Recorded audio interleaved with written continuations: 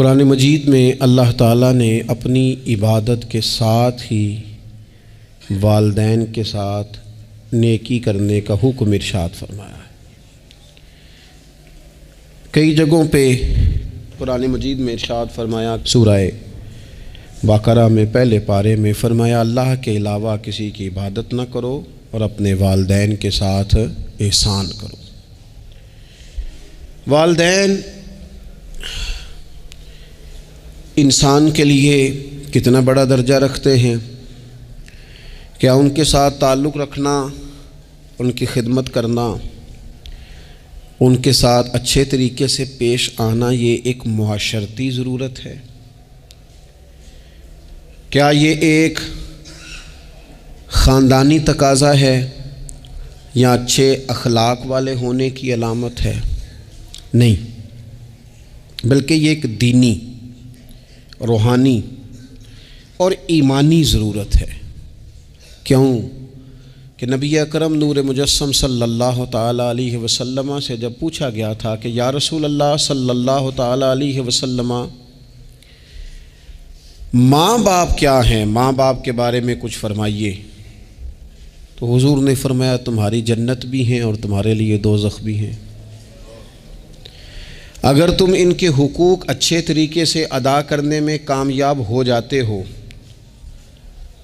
اگر تم ان کے ساتھ اخلاق عالیہ کا رویہ رکھنے میں کامیاب ہو جاتے ہو، اگر تم ان کے ساتھ محبت کا سلوک کرتے ہو، ان کو خوش کرنے میں کامیاب ہو جاتے ہو، شریعت اسلامیہ نے جو ان کے حقوق متعین کیے اگر وہ تم ادا کر لیتے ہو تو تمہارے لیے جنت ہے، اور اگر تم ان حقوق کو ادا کرنے میں ناکام رہتے ہو تو پھر تمہارے لیے دوزخ ہے۔ تو یہ ایک دینی، روحانی، ایمانی ضرورت ہے، اس کا ہمیں احساس ہونا چاہیے۔ ظاہر ہے ہم انسان ہیں اور والدین بھی انسان ہیں، ایسا نہیں ہو سکتا کہ ان کا رویہ ہمیشہ ہی ٹھیک ہو۔ یہ کیسے ممکن ہے کہ وہ کبھی خطا نہ کریں؟ یہ کیسے ہو سکتا ہے کہ کبھی ان کے رویے میں ترش روئی نہ آئے، وہ کبھی تلخ نہ بولیں؟ یہ بھی بہت ساری جگہوں پہ دیکھا گیا ہے، اور یہ 100% حقیقت ہے کہ بعض مقامات پر والدین انصاف بھی نہیں کر پاتے۔ لیکن ایک مسلمان بیٹے کو کیا حکم دیا گیا ہے، اور اس سے شریعت نے یہ مطالبہ کیا ہے کہ والدین کا جو معاملہ ہے، ان کا جو رویہ ہے، اس کے لیے وہ رب کی بارگاہ میں جواب دہ ہیں۔ ساری عدالتیں دنیا میں تو نہیں نہ لگنی، ایک عدالت صبح قیامت بھی تو قائم ہوگی۔ اگر وہ کہیں کسی مقام پر، کہیں جگہ پر وہ کسی غلطی کا شکار ہیں تو عند اللہ جواب دیں گے۔ ہم کیا کریں؟ تو حضور علیہ الصلوۃ والسلام نے فرمایا اگر تمہارے ماں باپ تم پر ظلم بھی کریں تو تم نے پھر بھی نیکی کرنی ہے۔ تمہارے رویے سے خیر ہی پھوٹنی چاہیے، تمہارے لب و لہجے سے ان کے لیے ہمیشہ خوبصورت رائے کا اظہار ہی ہونا چاہیے، تمہارے بازو ان کے لیے ہمیشہ کھلے رہنے چاہیے، اور تمہیں ان کے معاملے میں ہمیشہ اپنے رب کو جواب دینے کا تصور قائم رکھنا چاہیے، تمہارے اندر کہیں کمزوری نہ آئے۔ میں بڑی دیر سے اپنے دوستوں کی توجہ اس بات کی طرف مبذول کرا رہا ہوں کہ انسان کے ساتھ ہی ساری چیزیں رہتی ہیں، بیماریاں بھی، پریشانیاں بھی، کاروبار کا اتار چڑھاؤ بھی۔ انسان کے ساتھ دوستوں کی کبھی وفاداری، کبھی بے وفائی، کبھی بچوں کے مسائل، کبھی دیگر رشتہ داروں کے مسائل۔ اسے حکم یہ دیا گیا ہے، اسے سمجھایا یہ گیا ہے کہ وہ کسی ایک چیز میں الجھ کر باقی چیزوں کو بھولنا نہ شروع کر دے، کسی ایک پریشانی، ایک آزمائش کی وجہ سے اپنی زندگی کے سارے معاملات کو داؤ پہ لگانا نہ شروع کر دے، بلکہ وہ اپنے دل کو، اپنے سینے کو، اپنی طبیعت کو کشادہ رکھے۔ یہی معاملہ ماں باپ کے تعلق سے ہوتا ہے۔ ہم نہ ذرا دیگر کاموں میں بعض اوقات اس طرح کو الجھتے ہیں کہ اپنی اس اہم ذمہ داری سے ہم نظریں ہٹا لیتے ہیں۔ میرے نبی اکرم صلی اللہ تعالیٰ علیہ وسلم سے ایک شخص نے یہ عرض کیا تھا کہ یا رسول اللہ صلی اللہ تعالیٰ علیہ وسلم، میں نے نہ تیز دھوپ میں جلتی اور تپتی ہوئی زمین پر کئی میل کا سفر اپنی ماں کو اٹھا کے اس طرح کیا ہے کہ میرے پیروں میں جوتے نہیں تھے۔ اس پوری بات کو پھر سے آپ سمجھے بھلا میں نے کیا کہا، یعنی گرم زمین پر گرمیوں میں چلنا ایک انتہائی مشکل کام ہے، اور پھر گرمی اگر عرب شریف کی ہو اور صحرائی علاقہ ہو، اور پھر آپ نے ایک شخص کو بھی کندھوں پر اٹھایا ہوا ہو۔ یا رسول اللہ صلی اللہ تعالیٰ علیہ وسلم، گرم موسم میں گرم ریت پر ننگے پاؤں ماں کو اٹھا کر میں نے میلوں کا سفر کیا ہے۔ خدا را میری بات کو تقریر نہ سمجھنا، یہ ایک غلام نے اپنے نبی سے سوال کیا ہے۔ اس سوال کی لذت کو محسوس کریں اور پھر جواب کا حسن ملاحظہ کریں۔ عرض کی حضور، پڑھا میں نے سنا ہے کہ ماں باپ کی خدمت کا حق ادا کرنا چاہیے، تو وہ میں کوئی حق ادا کر سکا ہوں، کوئی خدمت کر سکا ہوں؟ اس نے کہا میں نے میلوں ننگے پاؤں تپتی زمین پر صحرا میں سفر کیا ہے۔ تو محبوب کریم نے بھی اسے سبق یاد کرایا۔ اس نے اپنی طرف سے خدمت بتائی تھی تو حضور نے ماں کی شفقت بتائی۔ فرمایا جب تو پیدا ہوا تھا تو تیری ماں کو درد کے جھٹکے آئے تھے، وہ جو جھٹکے آئے تھے نا، ان جھٹکوں میں سے اب یہ ایک جھٹکے کا بھی تو حق ادا نہیں کر سکا۔ وہ جو درد کے جھٹکے تھے، وہ جو تکلیف تھی، کتنی مائیں دوران زچ کی دنیا سے چلی جاتی ہیں۔ وہ بیٹا پیدا کر گئی، خود رخصت ہو گئی، وہ جان پر کھیل گئی، لیکن ایک زندگی دنیا میں چھوڑ گئی۔ لیکن کیا کبھی ایسا ہوا ہے کہ کسی ماں نے کہیں کھڑے ہو کے کہا ہو کہ اوہو میں نے بڑا کام کیا ہے، میں نے بڑی خدمت کی ہے، میں نے یہ کیا ہے، میں نے یہ اعزاز دیا ہے؟ لیکن بچے تھوڑا سا کر کے نا، آپ نے ناراض نہیں ہونا، میں نے اپنے کانوں سے یہ باتیں سنی ہیں کہ جی الحمدللہ میں نے ابا جی کو حج کرایا ہے، شکر ہے اللہ کا جی، ابا جی میرے پاس ہی تھے جی، باقی بھائیوں کے پاس نہیں تھے۔ تو ابا جی کس کے تھے؟ پڑوسی نے حج کرانا تھا، آپ کے پاس تھے نا، تو آپ کے والد ہی تھے نا۔ آپ نے یہ 20 مرتبہ بتایا ہے کہ والد کی میں خدمت کرتا ہوں، میرے پاس رہتا، یہ بھی بتاؤ کہ ابا نے مجھے حصہ کتنا دیا ہے۔ ساتھ یہ بھی بیان کرو کہ صرف ابا ہی میرے پاس نہیں رہتا، میں نے بھی ساری زندگی باپ کے پاس ہی گزاری ہے۔ اس نے بھی کبھی کہا تھا چاروں میرے پاس ہوتے ہیں، پانچوں میں نے رکھے ہوئے ہیں۔ کیا مذاق ہے، کتنی چھوٹی سوچ ہے۔ اپنے والدین کے ساتھ بڑا رویہ عمدہ کیا جائے، کبھی نہ الجھنا۔ خبردار، ایک مقام پر ماں باپ کی نافرمانی کی جا سکتی ہے، وہ کب؟ جب وہ آپ کو دین کے مخالف چلنے کا کہیں، جب رب رسول کی مخالفت کا معاذ اللہ کہیں، اور مسلمان والدین یہ کبھی کہہ سکتے نہیں۔ باقی ہر کام میں ان کی فرما برداری ہے، ان کی خدمت ہے، ہر جائز کام میں ان کی بات کو تسلیم کرنا ہے۔ بلکہ حضرت اسماء بنت ابی بکر صدیق، حضرت صدیق اکبر رضی اللہ تعالی عنہ کی صاحبزادی ہیں، انہوں نے ایک دفعہ نبی پاک علیہ السلام کی خدمت میں ایک سوال بھیجا تھا۔ عرض کی یا رسول اللہ صلی اللہ تعالی علیہ وسلم، ماں مشرکہ ہے، اللہ رسول کو نہیں مانتی، معاذ اللہ، ماں مشرکہ ہے، تو حضور وہ مجھ سے ملنا چاہتی ہے، کیا میں اس سے حسن سلوک کر سکتی ہوں؟ نبی کریم نے فرمایا تیری تو ماں ہے نا، چل تو اچھا سلوک ہی کر، تو اپنا رویہ اس کے ساتھ ٹھیک رکھ، کیونکہ تیری والدہ ہے۔ میں آج حقوق والدین پر تقریر نہیں کرنے جا رہا، بس ایسے ہی مجھے خیال آیا۔ میں ایک دوست نے ایک سوال پوچھا ہے، مجھے اچھا لگا ان کا بات پوچھنا۔ انہوں نے یہ پوچھا ہے کہ اگر کسی شخص کے والدین دنیا سے چلے جائیں اور جانے کے بعد اسے احساس ہو کہ مجھ سے بڑی غلطیاں ہو گئیں، اسے احساس ہو کہ بڑی کوتاہیاں ہو گئیں، بڑی جگہوں پہ میں بھول گیا۔ بہت سارے لوگوں کو پچھتاوا ہوتا ہے کہ یار بڑی چیزیں تھیں جو ہم کر سکتے تھے پر ہم سے نہیں ہو سکیں۔ انہوں نے پوچھا جی کوئی اب بھی کوئی اس کا حل ہے؟ تو میں نے کہا ہے نا، ہم رسول رحمت کے ماننے والے ہیں صلی اللہ تعالی علیہ وسلم۔ نبی پاک صلی اللہ تعالی علیہ وسلم نے ارشاد فرمایا، الترغیب والترہیب میں حدیث موجود ہے، حضرت انس بن مالک رضی اللہ تعالیٰ عنہ حدیث کے راوی ہیں۔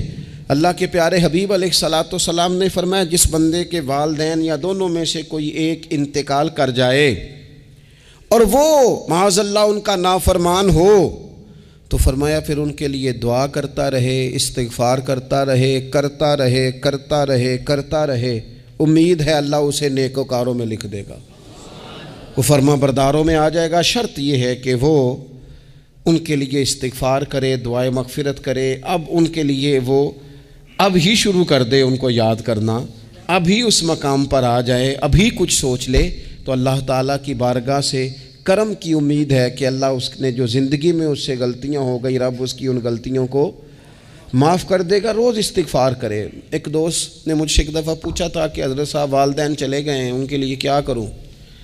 تو بڑی بڑی چیزیں بھی کی جا سکتی ہیں، لیکن میں نے اپنے اس محبت والے دوست کو یہ محبت والا مشورہ دیا تھا کہ میں چونکہ آپ کو جانتا ہوں آپ نماز میں کوتاہی کرتے ہیں، آپ نہ نماز پڑھنی شروع کر دیں۔ وہ کہنے لگے جی وہ تو میں پڑھوں گا، والدین کے لیے کیا کروں؟ میں نے کہا نماز پڑھیں، ہر نماز کی آخری رکعت میں کہو گے نا ربنا اغفر لی ولوالدی، کہو گے نا ہر نماز میں، تو کتنا بڑا اجر ملے گا آپ کے والدین کو۔ اور پھر وہ سارا اسلوب کہ پہلے آپ نے قیام کیا، پھر آپ نے رکوع کیا، پھر آپ نے سجدہ کیا، پھر آپ اتحیات میں بیٹھے، پہلے آپ نے اللہ کی بارگاہ کے اندر اس کی عبادت کرنے کا دھم بھرا، پھر اس کی وحدانیت کی شہادت دی، پھر اس کے محبوب پر درود پڑھا، اتنے سارے کام کر کے اب آپ نے آخر میں کہا ربنا اغفر لی ولوالدی، یا اللہ مجھے بخش دے اور میرے والدین کو بخش دے۔ تو بتائیے اللہ کتنا کرم فرمائے گا۔ تو اپنے والدین کے لیے ان کے جانے کے بعد بہت ساری چیزیں ہیں، کفن دفن کا بندوبست کیا جائے، جنازے کا اہتمام کیا جائے، لیکن کچھ چیزوں کو نبی پاک علیہ الصلاۃ والسلام نے ذرا توجہ سے ہمیں سمجھایا ہے اور ہماری بار بار توجہ دلائی ہے۔ ایک شخص نے عرض کیا تھا یا رسول اللہ صلی اللہ تعالیٰ علیہ وآلہ وسلم کہ میرے والدین دنیا سے چلے گئے ہیں تو کیا اب بھی میں ان کے ساتھ کوئی بھلائی کر سکتا ہوں؟ اچھا پہلے میں آپ سے ایک بات عرض کروں، ہمیں موقع ملتا ہے ختمات شریف پہ جانے کا، ایصال ثواب کی مجالس میں حاضری کا، اور پھر اللہ تعالیٰ یہ بھی موقع دیتا ہے کہ بعض اوقات مسلمانوں کے لیے دعا کرتے ہیں اور ہمارے ذمے لگا دیا جاتا ہے کہ جناب اتنا ایصال ثواب کرنے کے لیے اہتمام کیا گیا ہے تو یہ آپ کر دیں۔ تو ہم پتہ کیا کرتے ہیں، ہم کہتے ہیں کہ جناب جانے والے کا نام بتاؤ، نام بتاتے ہیں تو ہم فلاں بن فلاں کہہ کے جو نام بتایا جاتا ہے ان کے لیے دعا کر دیتے ہیں، لیکن جب والدین کے لیے دعا کرتے ہیں پھر نام تو نہیں نہ لیتے، پھر کیا کہتے ہیں یا اللہ میرے والد کو بخش دے، میری والدہ کی مغفرت۔ اس کا مطلب ہے وہ دنیا سے چلے گئے، آج بھی ماں باپ ہیں، وہ رخصت ہوئے، انہوں نے پردہ کیا، ان کی روح کا رشتہ ٹوٹا ہے پر تیرا رشتہ ان کے ساتھ آج بھی قائم ہے، تیرا تعلق ان سے ٹوٹ سکتا، وہ تیرا تعلق، میں نے ایک دفعہ پہلے بھی کہا تھا، میرا بیٹا شاید قد میں مجھ سے تھوڑا اونچا ہو گیا ہو اور اللہ تعالیٰ نے مجھے بڑے محبت والے سنگی دیے، میں نے اپنی حیثیت اہمیت سے بڑھ کر دنیا میں محبت پائی، لیکن میں نے اپنی زندگی میں سب سے زیادہ اپنے والد کی کمی محسوس کی، نے بڑی محسوس کی۔ ابھی بھی کبھی کبھی سوچتا ہوں کہ کچھ باتیں صرف ان سے ہو سکتی ہیں، کسی اور سے نہیں ہو سکتی۔ کبھی کبھی محسوس ہوتا ہے کہ ان کے دامن کے اندر ٹھنڈ کے موقع پر نگ ملتا تھا اور گرمی کے موقع پر ٹھنڈی ہوا آتی تھی۔ یہ خاص انہی لوگوں کا وطیرہ ہے، یہ انہی کا خاصہ ہے، پتہ نہیں اللہ نے کس طرح ان لوگوں کو بنایا ہے اور کس طرح کا یہ رشتہ بنایا۔ تو نبی اکرم صلی اللہ تعالیٰ علیہ وسلم کی خدمت عالی مرتبت میں عرض کیا، صحابی نے سنن ابو داؤد شریف میں حدیث ہے، عرض کی یا رسول اللہ صلی اللہ تعالیٰ علیہ وسلم میرے والدین چلے گئے تو کیا میں ان کے جانے کے بعد بھی ان کے لیے کچھ کر سکتا ہوں؟ تو نبی پاک نے 5 باتیں ارشاد فرمائیں۔ فرمایا ہاں، ایک تو ان کے لیے دعا مانگا کر، دوسرا اللہ کے محبوب نے فرمایا ان کے لیے استغفار کیا کر، تیسرا رسول کریم علیہ السلام نے فرمایا اگر انہوں نے کسی سے کوئی وعدہ کیا تھا تو اسے پورا کر دے اگر تجھ سے ہو سکے، اور رسول کریم علیہ السلام نے فرمایا اگر ہو سکے تو ان کی طرف سے صلہ رحمی بھی کر، یعنی ان کے رشتہ داروں سے اچھا سلوک کر، اپنے چچاؤں کے ساتھ تو نیکی کر، اور اگر تیری والدہ کی طرف سے تو نیکی کرنا چاہے تو اپنے ماموں کے ساتھ، خالاؤں کے ساتھ تو اچھا سلوک کر، اور پھر 5ویں نمبر پر محبوب نے فرمایا اپنے والد کے دوستوں کی تعظیم کر، ان کے لیے تیرے دل میں اچھے جذبات ہوں، تو اکرام کر دوستوں کا۔ اور والد کے دوستوں کے اکرام کا تو اتنا بڑا درجہ ہے کہ حضرت ابو بردہ رضی اللہ تعالیٰ عنہ تشریف لائے مدینہ طیبہ میں۔ حضرت ابو بردہ مدینہ طیبہ میں تشریف لائے تو حضرت عبداللہ ابن عمر رضی اللہ تعالیٰ عنہ ان سے ملنے پہنچ گئے فٹافٹی۔ مصروف آدمی تھے حضرت عبداللہ ابن عمر، بہت بڑے مفتی تھے، لوگ ہر وقت مسائل پوچھتے تھے، حج کے سب سے زیادہ مسائل انہی کو آتے تھے، اور صحابہ میں ایک بہت بڑا مقام رکھتے تھے۔ حضرت عبداللہ ابن عمر فوراً حضرت ابو بردہ رضی اللہ تعالیٰ عنہ سے ملاقات کے لیے پہنچے، اور پہنچتے ہی فرمانے لگے آپ کو پتہ ہے میں آپ سے کیوں ملنے آیا ہوں؟ حضرت ابو بردہ کہنے لگے میں تو خود بڑا حیران ہوں کہ آپ ایک مصروف آدمی اور آپ ٹائم نکال کر کے میرے پاس تشریف لائے۔ فرمانے لگے اس لیے آیا ہوں کہ میرے والد آپ کے والد کے دوست تھے، حضرت فاروق اعظم کے دوست تھے آپ کے والد، اور یہ صحیح ابن حبان میں یہ لفظ موجود ہیں۔ حضرت سیدنا عبداللہ ابن عمر رضی اللہ تعالیٰ عنہ فرمانے لگے نبی پاک علیہ السلام نے فرمایا ہے کہ جو اپنے والد کی قبر میں ان سے اچھا سلوک کرنا چاہے وہ والد کے دوستوں کے ساتھ اچھا سلوک کرے، وہ اس رویے کو، اس محبت کو قائم کرے، اس چیز پر خاص اہتمام کرے، خاص ذوق دے۔ ہمارے ہاں نا جی ہم جلدی سے مصروف ہو جاتے ہیں اور اپنے دوستوں کو زیادہ ٹائم دیتے ہیں، اپنا آنا جانا، اپنا اٹھنا بیٹھنا، اپنے شب و روز ان میں ہم زیادہ وقت گزارتے ہیں۔ کرنے کا کام یہ ہے کہ تھوڑا ٹائم نکال کے، تھوڑی فرصت دیکھ کر اس پر تھوڑی توجہ دی جائے۔ اسی طرح معروف روایت سیاستہ میں موجود ہے، حضرت مالک بن دار کہتے ہیں کہ میں حضرت عبداللہ ابن عمر کے ساتھ جا رہا تھا تو میں نے دیکھا ایک بدو ننگے پاؤں اور ننگے سر آ رہے ہیں۔ حضرت عبداللہ ابن عمر نے فٹافٹ انہیں اپنی سواری بھی دے دی، سیاستہ سے حدیث عرض کر رہا ہوں، سواری بھی دے دی اور پگڑی بھی دے دی۔ فرماتے میں نے عرض کی حضرت عبداللہ ابن عمر سے کہ حضور یہ بدو ہیں یہ تو تھوڑے سے نذرانے پہ بھی خوش ہو جاتے، آپ کوئی عام معمولی سا تحفہ بھی دیتے تو راضی ہو جاتے، اور آپ نے پگڑی بھی دے دی اور گھوڑا بھی دے دیا۔ حضرت عبداللہ ابن عمر کہنے لگے یہ کوئی عام آدمی نہیں، یہ میرے والد کے دوست ہیں، اور والد کے دوستوں سے محبت کرنا یہ ہمیں رسول رحمت نے سکھایا ہے، کیونکہ اصلاں نال جے نیکی کریے تو نسلاں تاک نہیں پول دے۔ محبتوں کو قائم رکھنا، ان کو دوام دینا۔ ہمارا تو چچا کے ساتھ سلوک نہیں رہتا، توجہ نہیں رہتی۔ ہم نے اصالِ ثواب کا جو مفہوم بنا لیا ہے وہ بڑا گڑبڑ ہے۔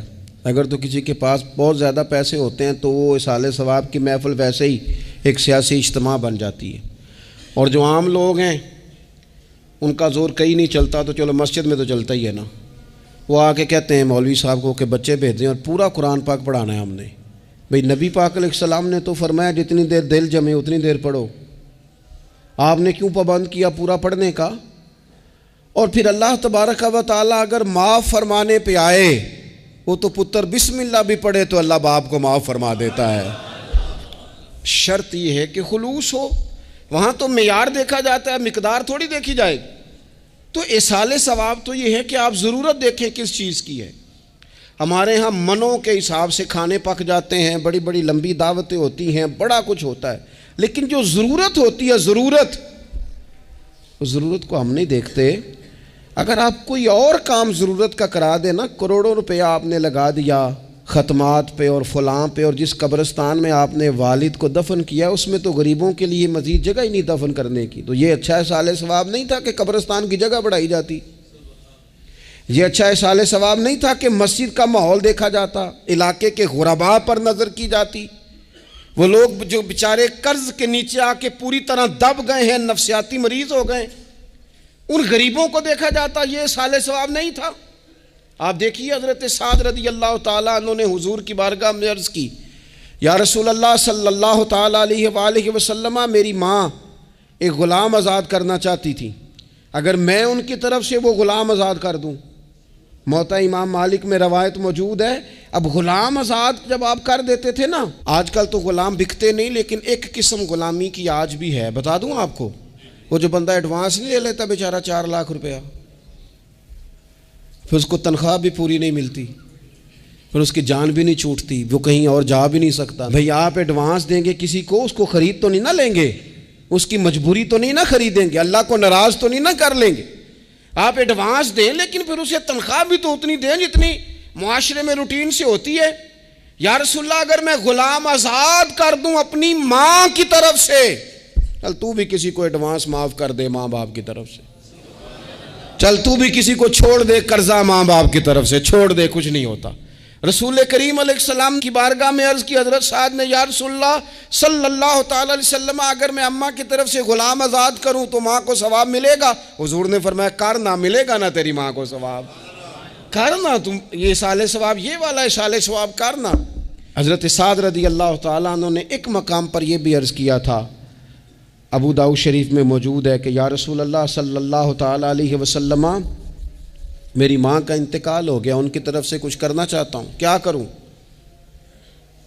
میں آپ سے عرض کرتا ہوں نا، تنقید کرنا تو آسان کام ہے، تو بنائے نا کسی مدرسے میں کمرہ جہاں طالب علم پڑھیں، والدین کی طرف سے بنائیں، جا کے دیکھو نا۔ یہ بات کرنا تو آسان ہے کہ ہسپتالوں میں ایک ایک بیڈ پہ 4 لوگ پڑے ہیں، تو آپ اپنے والد صاحب کی طرف سے ہسپتال میں 2 کمرے بنوا دینا، آپ کو 20 بیڈ پہنچا دینا۔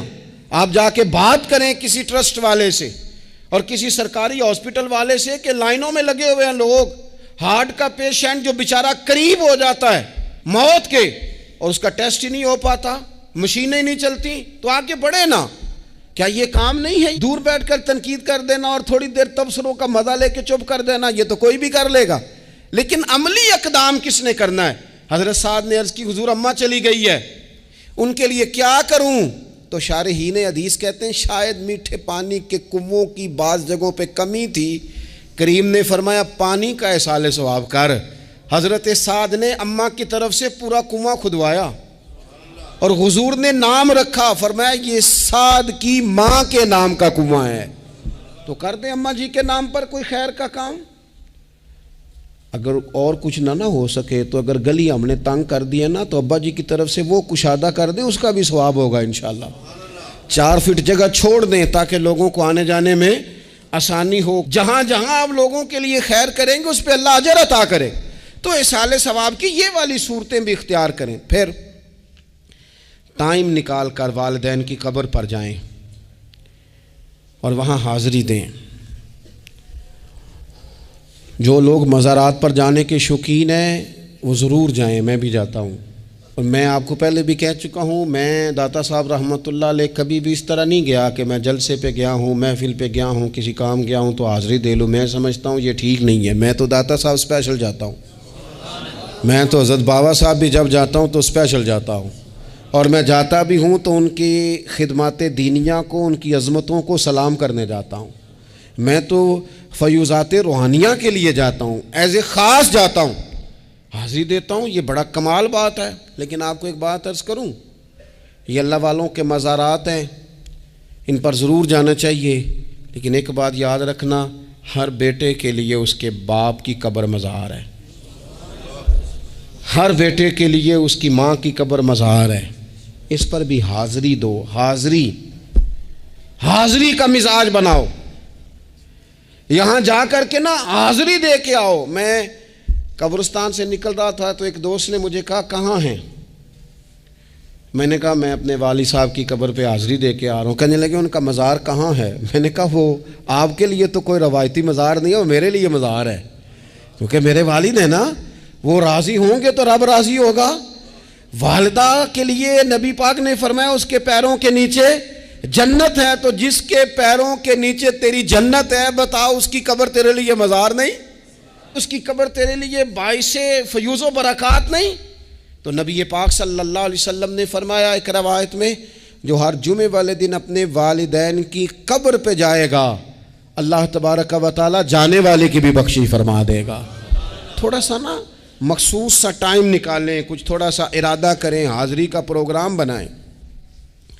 ایک بات اور عرض کرنی ہے یہاں، اس کو میں بڑا ضروری سمجھتا ہوں آخر میں آپ کی خدمت میں عرض کرنا۔ ایک بات اچھی طرح سے طے کر لینا، کچھ چیزیں ایسی ہوتی ہیں جو ادھار ہوتی ہیں، کچھ ایسی ہوتی ہیں جو نقد ہوتی ہیں، بالکل نقد، ان میں ادھار نہیں ہوتا۔ وہ کہتے ہیں نا جی ہم جی ادھار کا کاروبار نہیں کرتے، ہمارا سارا کاروبار کیش کا ہے، ہم بالکل ایک ہاتھ دے دوسرے ہاتھ لے، ہمارا یہ سلسلہ ہے، ہم بالکل جو ہے نا کسی قسم کا کریڈٹ پہ نہیں چلتے۔ میں آپ سے عرض کروں، نبی پاک علیہ السلام نے فرمایا کسی جرم کی سزا اللہ تعالیٰ دنیا میں نہیں دیتا اتنی جلدی۔ بہت ساری سزائیں رب نے روک دی ہیں، قیامت کو دی جائیں گی، اللہ تعالیٰ سب سزاؤں سے ہی ہمیں محفوظ فرمائے۔ لیکن فرمایا والدین کی نافرمانی ایسا جرم ہے جس کی دنیا میں بھی سزا ملتی ہے، دنیا میں یہ طے ہے۔ حضور علیہ الصلوۃ والسلام نے کبھی کسی شخص کے لیے دعائے ضرر نہیں کی۔ حضور نے تو کبھی یہ بھی نہیں کہا، جو پتھر مار رہے تھے کہ یہ تباہ ہو جائیں، برباد ہو جائیں، ان کی ناک خاک آلود ہو جائے، لیکن سیڑھیاں چڑھتے ہوئے جو مشہور حدیث ہے، محبوب نے آمین کہا، اور پھر حضرت جبریل نے جب 3 لوگ بتائے تو ان میں ایک بندہ وہ تھا، حضرت جبریل امین عرض کرنے لگے یا رسول اللہ صلی اللہ تعالیٰ علیہ وسلم، جس نے اپنے ماں باپ دونوں یا کسی ایک کو بڑھاپے میں پایا اور پھر ان کی خدمت کر کے جنت حاصل نہ کر سکا، اس کی ناک خاک آلود ہو جائے، تو حضور فرماتے ہیں میں نے بھی کہا آمین، ہو جائے، اسے ہو ہی جانا چاہیے۔ یہ شخص اس طرح کا ہے کہ اسے خاک آلود ہو ہی جانا چاہیے۔ کبھی بھی زندگی میں اپنے والدین، کیا ہمیں دعا سکھائی قرآن پاک نے، کہا وَقُرْ رَبِّ ارْحَمْهُمَا كَمَا رَبَّيَانِي صَغِيرًا، آپ کہیے، آپ یہ دعا کیجئے کہ اے میرے پروردگار ان دونوں پر رحم فرما جنہوں نے بچپن میں مجھے پالا، ان دونوں پر رحم فرما۔ اپنے والدین کے لیے اپنے تھوڑے سے دل کو بڑا کریں، کچھ چیزیں اپنی زندگی میں طے کریں، کچھ معاملات اپنی زندگی میں۔ ہمارے ایک استاد تھے گجرانوالہ میں، نام لیتا ہوں، حضرت مفتی عبداللطیف صاحب رحمۃ اللہ علیہ، یہ حضرت محدث اعظم کے شاگرد ہیں، اور اعلیٰ حضرت کے بڑے صاحبزادے حضرت حجت الاسلام مولانا حامد رضا خان صاحب رحمۃ اللہ علیہ کے یہ شاید واحد مرید تھے ہمارے شہر میں، مفتی عبداللطیف صاحب قادری حامدی۔ گجرانوالہ میں شاید کوئی شخص ہو جس نے گجرانوالہ میں پڑھا ہو تو وہ حضرت کا شاگرد یا شاگرد کا شاگرد، یہ ان کی زندگی تھی۔ ان کی والدہ کی بڑی لمبی عمر ہوئی تو ان کے بعض کلاس فیلو نا، استاد صاحب کہتے ہیں مجھے مذاق کرتے ہیں، وہ کہتے ہیں رات کو محفل پہ آنا ہے تو استاد جی کہتے ہیں میں امی سے پوچھ کے بتاؤں گا، تو کہتے آپ کیا بات کرتے ہیں، اتنی آپ کی عمر ہو گئی، بچے آپ کے بڑے ہیں، پوتے آپ کے، پوتیاں نواز، اور ابھی بھی امی سے۔ فرماتے اماں بوڑھی ہیں، ضعیفہ ہیں، میں نہیں نہ ہوتا تو پریشان ہو جاتی ہیں، دیر سے آتا ہوں تو سو نہیں پاتی، امی سے پوچھ کر بتاؤں گا۔ او دوستو، یہ لوگ شاید آج اسی لیے ان کے مزارات سے خوشبو زیادہ آتی ہے، شاید اسی لیے لوگ ان کا نام ممبروں پہ لیتے ہیں، جمعوں میں تذکرے کرتے ہیں، شاید اسی لیے ان کے لیے دعائیں زیادہ ہوتی ہیں، شاید اسی لیے ان کی اسناد زیادہ چلتی ہیں۔ کیا میرے رسول کریم نے فرمایا، حضور نے فرمایا صحابہ اگر میری والدہ موجود ہوتی نا اور میں تمہیں نماز پڑھانے آتا اور میں سورہ فاتحہ پڑھ لیتا اور میری ماں پردہ سرکا کے کہتی بیٹا ذرا میری بات سننا، تو فرمایا اللہ کی قسم نماز توڑ کے اپنی اماں کی بات سن کے آتا۔ آپ میری بات کو سمجھیں، اس مفہوم کو اپنی زندگی میں پیدا کریں، اور بالخصوص والدین رخصت ہو جائیں تو پھر تو زیادہ حق بنتا ہے کہ ہم تھوڑا اور زیادہ محتاط ہو جائیں۔ عرض یہ کرنا چاہتا تھا کہ جتنا ذکر آپ کے بچے آپ کے منہ سے اپنے والدین کا سنیں گے اتنا ہی وہ کل آپ کا کریں گے، جتنا وہ آپ کے ساتھ آپ کے والدین کی قبروں پہ جائیں گے اتنا ہی کل کو وہ آپ کی قبر پہ جائیں گے، جتنا وہ آپ کو دیکھیں گے اپنے والدین کے لیے سال ثواب کرتا اتنا ہی وہ آپ کے لیے کریں گے۔ یہ جو ہم کہتے ہیں نا بچے بعد میں دے دیں گے، پتر انہیں پیسے دے دینا میرے والوں، کوئی نہیں دینے انہوں نے، اس لیے کہ انہوں نے آپ کو اپنے والدین کی طرف سے کوئی صدقہ کرتے نہیں دیکھا تو وہ آپ کی طرف سے کیوں کریں گے جی؟ یہ تو رواج ہے جو آپ نے ڈالنا ہے تو یہ گھر میں ڈل جانا ہے۔ اللہ تبارک و تعالیٰ کی بارگاہ میں دعا کرتا ہوں اللہ ہمیں سمجھ نصیب کرے۔